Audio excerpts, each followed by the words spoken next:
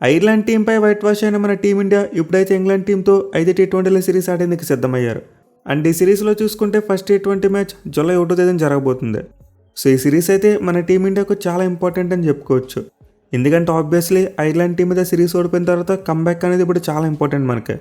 At the same time ఈ సిరీస్లో మన అపోనెంట్ టీం ఇంగ్లాండ్ వాళ్ళు చాలా స్ట్రాంగ్గా ఉన్నారు ఈ ఫార్మేట్లో. వాళ్ళైతే ఈ ఏడాది టీ20 ఫార్మేట్లో చాలా నిలకడగా విజయాలు సాధించారు. సో దీంతో మన టీమిండియాకి అయితే ఈ సిరీస్లో చాలా హెవీ కాంపిటీషన్ ఎదురవుతుంది. అంటే దీనికి తోడు మన వాళ్ళ ఐర్లాండ్ టీం మీద సిరీస్ ఓడిపోయారు కాబట్టి ఆ ప్రెషర్ కూడా ఈ సిరీస్లో చాలా ఎక్కువగా ఉంటుంది మన టీం మీద. సో దీంతో ఈ సిరీస్ అయితే మన టీమిండియాకు అంత ఈజీగా ఉండబోదు.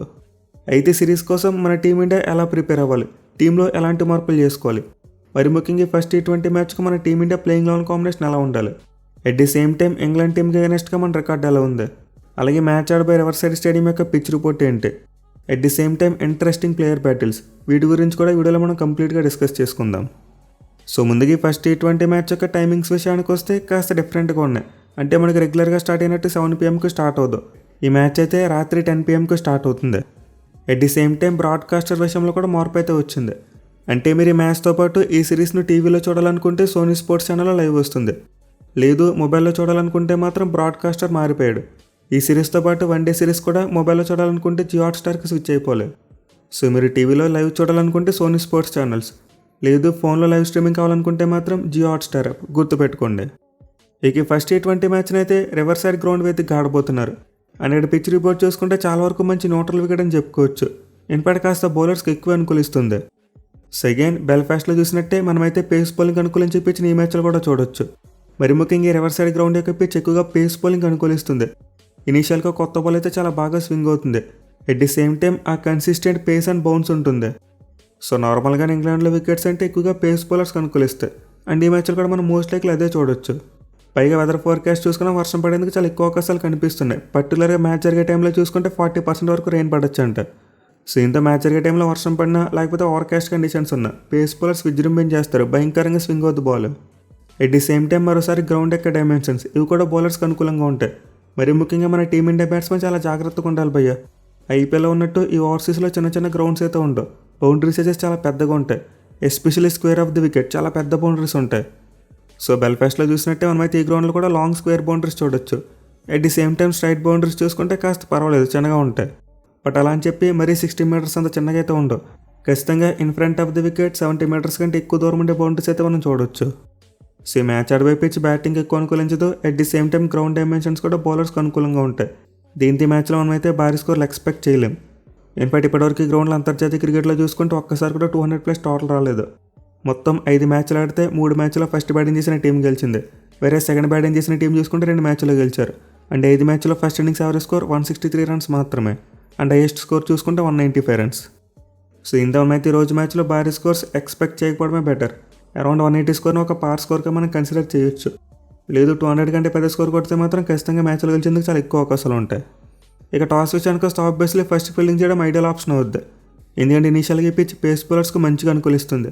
ఎట్ ది సేమ్ టైం ఈ మ్యాచ్కి వెదర్ ఫోర్కాస్ట్ చూసుకున్నంత అనుకూలంగా లేదు. దీంతో సెకండ్ బ్యాటింగ్ చేయడమే కాస్త బెటర్ ఆప్షన్ అవుద్ది.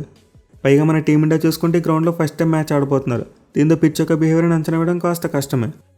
సో మోస్ట్ ప్రాబ్లీ మన టీమిండియా అయితే టాస్ గెలిస్తే ముందుగా ఫీల్డింగే తీసుకుంటారు. బట్ ఈ పిచ్ ముందు బ్యాటింగ్ చేయడం కూడా ఏమాత్రం బ్యాడ్ ఆప్షన్ కాదు. ఎందుకంటే స్టాట్స్లో చూసుకుంటే ఫస్ట్ బ్యాటింగ్ చేసిన టీంకి స్లైట్గా ఎడ్జ్ అయితే కనిపిస్తుంది.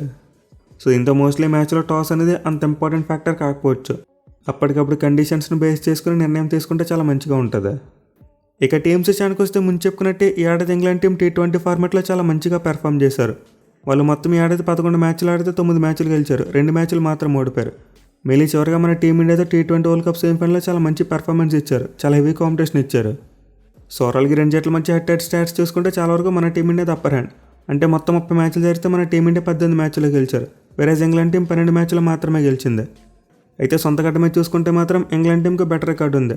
అంటే 2 జట్లు ఇంగ్లాండ్ వేదిక 9 మ్యాచ్లో తలపడితే ఇంగ్లాండ్ వాళ్ళు 5 గెలిచారు, మన టీమిండియా 4 గెలిచింది. సో ఇంతో ప్రజెంట్ మన టీమిండియా టీ20 ఛాంపియన్స్ అయినప్పటికీ ఈ సిరీస్లో చూసుకుంటే మాత్రం ఇంగ్లాండ్ వాళ్ళు కాస్త ఫేవరెట్స్గా ఉంటారు. మిగతా వాళ్ళ టీం చాలా మంచిగా కనిపిస్తుంది. పర్టికులర్గా బ్యాటింగ్లో చూసుకుంటే చాలా మంచి ఫైర్ పవర్ కనిపిస్తుంది, ఇన్ఫామ్ ప్లేయర్స్ ఉన్నారు. సో మోస్ట్ ఇంగ్లాండ్ టీం యొక్క బ్యాటింగ్ లైనప్ చూసుకుంటే టీ20 వరల్డ్ కప్లో చూసిన బ్యాటింగ్ లైనప్. ఎస్పెషల్లీ మరోసారి వాళ్ళకి ఓపెనర్స్ చాలా ఇంపార్టెంట్. అంటే ఫిల్ సాల్ట్ మరియు జాస్ బట్లర్ టీ20 వరల్డ్ కప్లో అంత మంచి ఫామ్లో లేరు. బట్ సొంత గడ్డ మీద చూసుకుంటే వీళ్ళిద్దరు చాలా డేంజరస్ ప్లేయర్స్. అండ్ ఐపీఎల్లో చాలా మంచిగా పెర్ఫామ్ చేసి ఫామ్ అందుకున్నారు. అండ్ దాని తర్వాత హ్యారీ బ్రూక్ మరియు జాకబ్ బెథెల్ వీళ్ళు కూడా చాలా మంచి ఫామ్లో ఉన్నారు. పర్టికులర్గా జాకబ్ బెథెల్ లాస్ట్ టైం మన మీద సెంచరీ కొట్టాడు. అండ్ ఆల్సో టామ్ బ్యాంటన్ చూసుకున్నా, విల్ జాక్స్ చూసుకున్నా, ఇలాంటి వాళ్ళు కూడా చాలా మంచి ఫామ్లో ఉన్నారు.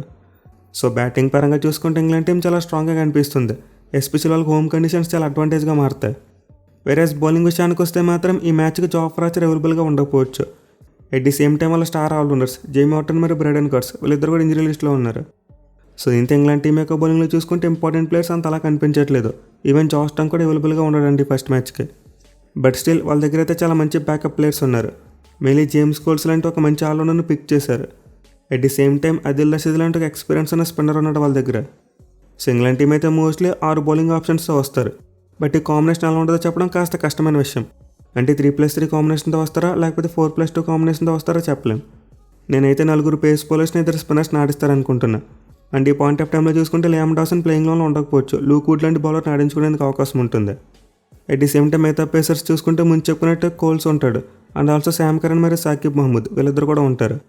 అండ్ దెన్ స్పిన్నర్స్గా చూసుకుంటే obviously Adil Rashid and Will Jacks వీళ్ళిద్దరు ఉంటారు. పర్టికులర్గా విల్ జాక్స్ చాలా ఇంపార్టెంట్గా మారేందుకు అవకాశం ఉంటుంది. ఎందుకంటే అతను ఒక ఆఫ్ స్పిన్నర్. అండ్ మన టీం ఇండియాలో చూసుకుంటే చాలామంది లెఫ్ట్ హ్యాండ్ బ్యాట్స్మెన్ ఉన్నారు. సో ఇండియా ఇంగ్లాండ్ టీంకి విల్ జాక్స్ ఫుల్ కోట వేసేందుకు అవకాశం ఉంటుంది కాబట్టి 3వ స్పిన్నర్ అవసరం లేదు. ఎందుకంటే వాళ్ళకి ఎంతగా 3వ స్పిన్నర్ కావాలనుకుంటే జాకబ్ బెథెల్ని యూజ్ చేసుకోవచ్చు. సో అలానే పిచ్ చూసుకుంటే ఎక్కువగా పేస్ బౌలింగ్ అనుకూలించేందుకు ఛాన్స్ ఉంది. దీంతో ఇంగ్లాండ్ టీం 4 పేస్ బౌలర్స్ వస్తారని చెప్పి నేనైతే అనుకుంటున్నా. ఇంగ్లాండ్ టీం గడి తిరిగే సిరీస్లో వాళ్ళ స్ట్రెంత్ బౌలింగ్ కాదు బ్యాటింగ్ అవుతుంది. వాళ్ళ దగ్గర ఉన్న బ్యాటింగ్ లైనప్ చాలా సాలిడ్గా కనిపిస్తుంది. దీంతో వాళ్ళ బ్యాట్స్మెన్ ఫైర్ అయితే ఈ సిరీస్ని గెలవడం పెద్ద కష్టమేమీ కాదు. ఇక మన టీమిండియా విషయానికి వస్తే obviously the biggest question mark Vaibhav సూర్యవంశీని ఆడిస్తారా లేదని చెప్పి. సో దీని గురించి అయితే మనం ఆల్రెడీ ప్రీవియస్ వీడియోలో మాట్లాడుకున్నాం. సూర్యవంశీని మన టీమిండియా ఎప్పట్లో ఆడించేలా కనిపించట్లేదు. ఈవెన్ ఈ మ్యాచ్కి ముందు మన కెప్టెన్ శ్రేయస్ అయ్యర్ కూడా ఇదే చెప్పాడు ప్రెస్ కాన్ఫరెన్స్లో. మేమైతే T20 వరల్డ్ కప్లో మంచిగా రాణించిన ప్లేయర్స్ని బ్యాక్ చేస్తాం, వాళ్ళకైతే కాన్ఫిడెన్స్ ఇవ్వాలని చెప్పాడు. విచ్ మీన్స్ ఇండైరెక్ట్గా వైభవ్ సూర్యవంశీ డెబ్యూ ఉండకపోవచ్చు అని చెప్పి సంకేతాలు పంపినట్టే కదా. సో ఇప్పుడైతే మన టీం మేనేజ్మెంట్ వైభవ్ సూర్యవంశీ లేకుండా మ్యాచ్ కావాలని చెప్పి చాలా ఎక్కువగా ఆరాటపడుతూ ఉంటారు. వెళ్ళి మన హెడ్ కోచ్ గౌతమ్ గంభీర్ అతని థాట్ ప్రాసెస్ ఎలా ఉండొచ్చు అని చెప్పి మనం ప్రీవియస్ వీడియోలో డిస్కస్ చేసుకున్నాం. సో ఇంటి ఫస్ట్ T20 మ్యాచ్లో వైభవ్ సూర్యవంశీకి ప్లేస్ దొరకడం కష్టమే. బట్ అతను ప్లేయింగ్ లైన్లోకి వస్తే మాత్రం ఖచ్చితంగా చాలా ఇంట్రెస్టింగ్ ఉంటుంది మ్యాచ్ అనేది. ఎనివే మన బ్యాట్స్మెన్ అయితే ఐర్లాండ్ సిరీస్లో చేసిన మిస్టేక్స్ రిపీట్ చేయకూడదు. మరి ముఖ్యంగా ప్రతి ప్లేయర్ కూడా రెస్పాన్సిబిలిటీ తీసుకుని బ్యాటింగ్ చేయాలి. ఎవరికి వారు యమునా తీర్ అన్నట్టు బ్యాటింగ్ చేయకూడదు. అలాగే టెక్నిక్ వైజ్ చూసుకుని ఎక్కువగా డౌన్ ది గ్రౌండ్ కొట్టే ప్రయత్నం చేయాలి. ఎందుకంటే square of the wicket boundaries కొట్టడం అంత ఈజీగా ఉండదు. సో మన బ్యాట్స్మెన్ అయితే మన ఇండియన్ కండిషన్స్కి బాగా అలవాటు పడిపోయారు. అంటే ఈ ఆడది స్టార్టింగ్ నుంచి చూసుకుంటే మన వాళ్ళు అన్ని మ్యాచ్లు కూడా ఇండియాలోనే ఆడారు.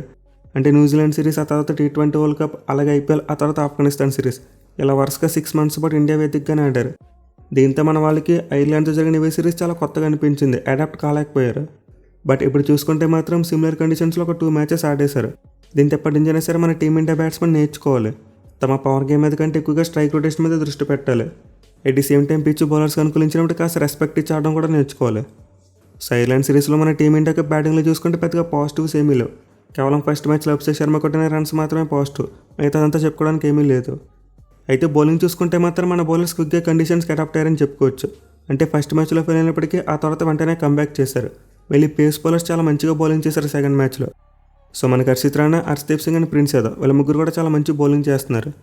అండ్ వీళ్ళతో కూడా 4వ పేస్ బౌలింగ్ ఆప్షన్కి దూబి కూడా చాలా మంచిగా రాణిస్తున్నాడు. సో పేస్ బౌలింగ్ పరంగా చూసుకుంటే మన టీమిండియాకు ప్రాబ్లమ్స్ లేవు. ఈవెన్ స్పిన్ బౌలింగ్ పరంగా చూసుకుని మనకి biggest positive news Varun Chakravarthy is back. అతనైతే ఇంజరీ నుంచి పూర్తిగా కోలుకుని ఈ సిరీస్ కోసం మన టీమిండియా స్క్వాడ్లోకి వచ్చేసాడు. సో ఇంత మ్యాచ్లో మన టీమిండియా ప్లేయింగ్లోనే మార్పు జరిగేందుకు పుష్కలంగా అవకాశం ఉంది. అంటే సూర్యాన్ సెజ్జుని పక్కన పెట్టి అతని ప్లేస్లో వరుణ్ చక్రవర్తిని తీసుకురావచ్చు. అయితే అలా చేయడం వల్ల మనమైతే ఒక బ్యాటింగ్ ఆప్షన్ కోల్పోతాం.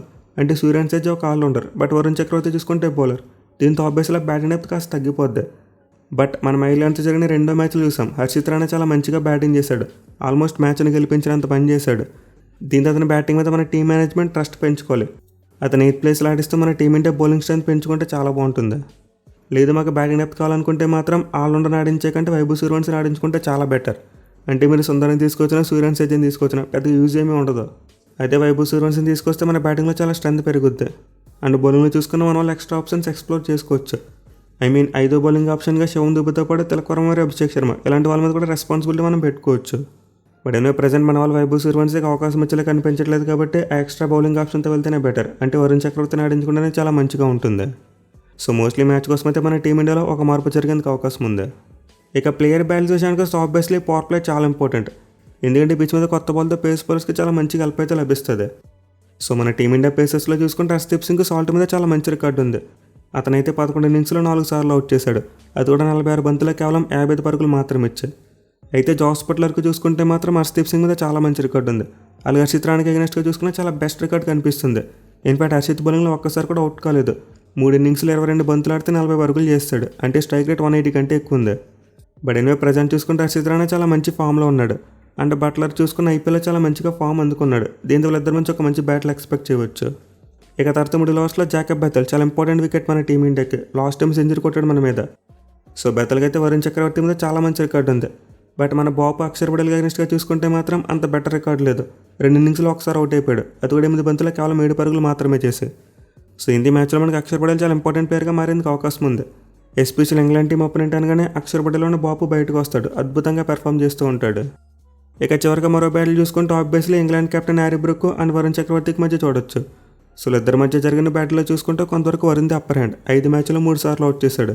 దీంతో మ్యాచ్తో పాటు సిరీస్లో వీళ్ళిద్దరు ఎవరు అప్పర్ హ్యాండ్ సాధిస్తారో చూడాలి. ఇక మన టీమిండియాకి బ్యాటింగ్స్ అని చూసుకుంటే పెద్ద ఎక్కువ బ్యాటిల్స్ ఏమీ కనిపించట్లేదు. అంటే మనం ఇంగ్లాండ్ టీం గురించి అప్పుడు చెప్పుకున్నాం. వాళ్ళకైతే మెయిన్ బౌలర్స్ అందుబాటులో లేరు. బట్ ఎనివే పవర్ ప్లేలో సంజు శాంసన్ లాంటి ప్లేయర్కి అయితే అగ్ని పరీక్ష ఖచ్చితంగా ఉంటుంది. ఎందుకంటే ఐర్లాండ్తో జరిగిన సిరీస్లో చూసాం సంజు శాంసన్ యొక్క ఫుట్ వర్క్ పెద్ద ఎక్కువగా కనిపించలేదు. ఫీట్ మూవ్మెంట్ ఏమీ లేకుండా అలా నిలబడే షాట్స్ కొట్టేసాడు, అవుట్ అయిపోయాడు. సో ఇంత స్వింగింగ్ కండిషన్స్లో సంజు శాంసన్ ఎలా సర్వే అవుతాడో చూడాలి. మళ్ళీ గతంలో అతను శామ్ కరణ్ బౌలింగ్లో 2 టైమ్స్ అవుట్ అయ్యాడు. దీంతో వాళ్ళిద్దరి మధ్య ఒక మంచి బ్యాటిల్ ఎక్స్పెక్ట్ చేయవచ్చు. ఇక తర్వాత చూసుకుంటే ఇంకొక ఇంట్రెస్టింగ్ బ్యాటిల్ కనిపిస్తుంది. తిలక్ వర్మ వర్సెస్ ఆదిల్ రషీద్. చాలా అంటే చాలా ఇంట్రెస్టింగ్ ఉంటుంది బ్యాటిల్. పర్టికులర్గా తిలక్ వర్మ స్పిన్ బౌలింగ్ అగెన్స్ట్గా చాలా స్ట్రగుల్ అవుతున్నాడు. అండ్ ఆదిల్ రషీద్ అగెన్స్ట్గా చూసుకుంటే చాలా పూర్ రికార్డు ఉంది. 4 ఇన్నింగ్స్లో 22 బంతులు ఆడితే కేవలం 15 పరుగులు మాత్రమే చేశాడు. ఒకసారి అవుట్ అయ్యాడు. దీంతో మ్యాచ్లో తిలక్ వర్మ రషీద్ని ఎలా కౌంటర్ చేస్తాడో చూడాలి. ఇక వీడితో పాటు ఆబ్వియస్లీ ముందు చెప్పినట్టు విల్ జాక్స్ చాలా ఇంపార్టెంట్గా మారుతాడు ఇంగ్లాండ్ టీంకు. మన టీంలో చాలామంది లెఫ్ట్ హ్యాండ్ బ్యాట్స్మెన్ ఉన్నారు.